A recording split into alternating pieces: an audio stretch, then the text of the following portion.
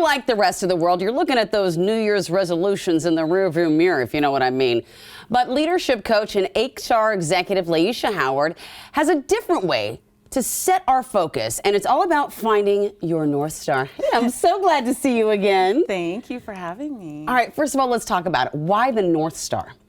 Oh, the North Star, I equate that to like your inner compass. Ooh, I love that. Yeah, it's forever changing. It does change. Okay, so I want to talk to you about that. So how do you find the North Star in your inner compass, and what is it? Well, I'll give you a little bit of kind of how I start the new year with my North Star. Okay. And it's a vision board. So, for example, I created my vision board New Year's Day. All right. And I was setting my intention, and that's the North Star. That's coming from the internal place of like, what do I want this year to look like? What are my goals? What are the things that I want to manifest? And for example, kind of how this article came about was, I actually manifest that. I'm like, I want to have my words out more. And I think I had wrote like magazine column or something. And the inner compass piece of me said, I'm going to just be vulnerable and I'm going to reach out to a person that I know who would maybe listen to me, read my email, and said, I have this idea. And she's like, I love it. It's fantastic. Oh my gosh. So that my North Star was guiding me in that. And because we all have that doubt, right? We all have that like, oh, they're going to tell me no. They're not going to hear back from them. Yep. And so you kind of have to have your North Star push you through it, right? Yeah, you do. And you have to actually be open to vulnerability. You know, I really feel like as I've gotten older, what's the worst they can say is no. And keep trying, you know? And it's like, you need one yes. No, it's true. I also like how your North Star can change direction. So, I mean, when we were first talking about this and I first read the headline, I thought, oh, this is like the North Star for like everything in life, like where I want to be eventually. And it's not that, is it? No, it's really that internal piece of like, who you are. It's like, because we think about just all the things that happen in our life, we pivot. And I think it's being open to pivoting. It's being open to change, right? Your North Star really is that change. With growth comes change. With change comes growth. And so again, that, you know, just being really in touch with yourself is so key. So it's, yes, we want to look at it, you know, from a star in the sky and from that universal place, but really it's you are like, you have to find what guides you. And it takes a lot of guts, right? How do you find the guts to reach for the stars?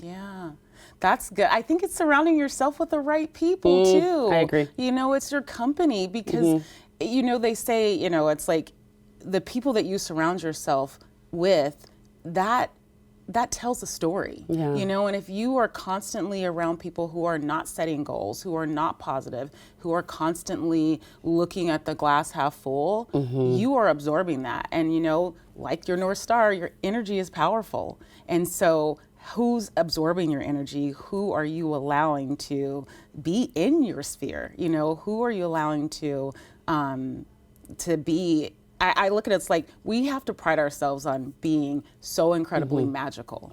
And so you want magical people with you along that journey.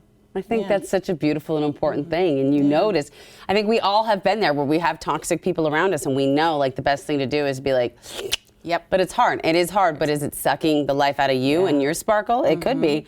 So how does our North Star help when it comes to all the distractions that keep us from accomplishing what we want? Like social media? Yeah, like exactly like social media. Social media is a big one, you know, and I think it's you have to really, it takes practice, right? It really takes practice to be intentional. It's taking those breaks. I'm actually getting better at saying, okay, this is as much time as I can allow myself on Instagram. Or, you know, I have to stop answering emails at this certain time because those distractions, all of that you're absorbing, and then that is what's sitting in your mind. That's what's at the forefront when you wake up, right? And when you go to bed and what you're kind of, you get absorbed into the competition. I read something the other day on Instagram and it was great. And that's, you know, social media is a blessing and a curse, right? You know, but it was like collaboration over competition. And I'm like, I want to absorb that. I love that. Yes. Right? Collaboration over competition. It'd be one thing if your social media feed was just kittens and puppies and funny things. Unfortunately, though, the other things come into it. So I do believe that.